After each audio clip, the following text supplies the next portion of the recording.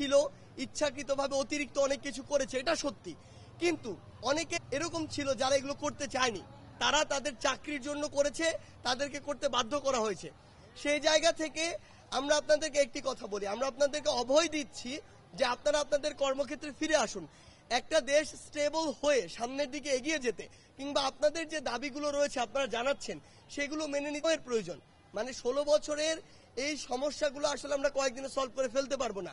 দেশ স্টেবল হোক, আপনারা আপনাদের দায়িত্বে ফিরে আসুন, সুন্দরভাবে দেশটি চলা শুরু হোক, আপনারা আপনাদের দাবিগুলো জানাবেন। আমরা কথা দিচ্ছি বৈষম্য বিরোধী ছাত্র আন্দোলন আপনাদের সাথে থেকে আপনাদের দাবিগুলো নিয়ে প্রয়োজন হলে আন্দোলন করবে।